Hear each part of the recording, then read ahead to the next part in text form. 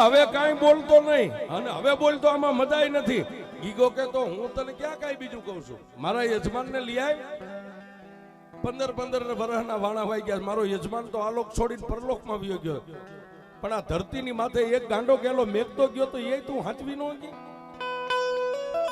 અને સાહેબ દેદી મારી ભગવતી ચામુંડા વિલાયતની જેલ સામે પરિયાણ કર્યા. સિંહની માથે અસવારી ન કરી, કાળા પથ્થરની ભેખડ માથે સડીને સાહેબ આમ કરીને આમ સલાંગ મારીને 400 ગૌના દરિયાની માથે પાણીની માથે મારી ચામુંડા ગરીની માથે મારી ચામુંડા.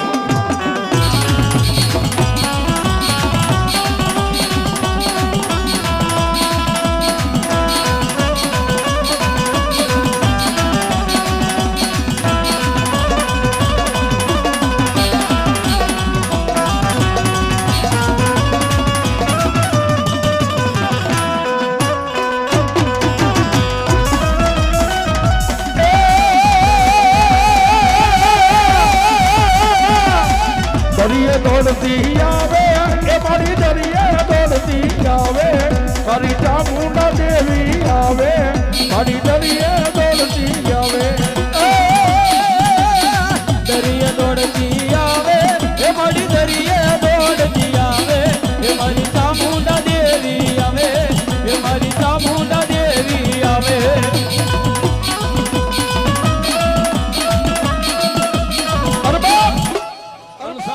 કાળા પથ્થરની ભેખડ ઉપરથી ભગવતીએ વિલાયતમાં જવા 400 ગૌનો દરિયો ઓળંગવા માટે, આપણી ભાષામાં કઈ 400 ગરુનો દરિયો ટપવા માટે ભગવતી આમ તૈયારી કરી. એટલે માતાજીને અમારા રાવણદેવ ગીગા જોગી એટલું કીધું કે એમાં સેલો મારો શબ્દ સાંભળતી જા, બોલ ગીગા. એ કાલનો દી ઉગે 9 વાગે પહેલા મારો યજમાન અહીં જોયું હો, અને હવા 9 થઈ જાય છે ને તો પછી ગીગો રાવણ તને નહીં મળે. મારી હું જીભ કઈ ના મરી જઈશ ને હું મરી જઈશ, એનું પાપ મારી ચામુંડા તને લાગશે.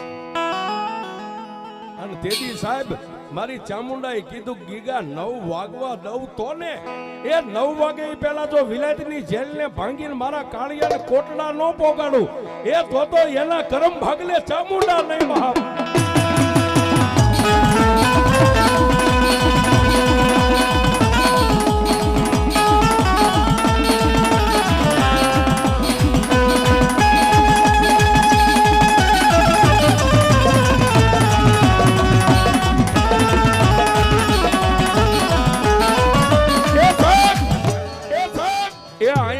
બધા બેઠા છો મારી પરમારની ચામુંડના વાયકને માન દઈને આવ્યા હોય.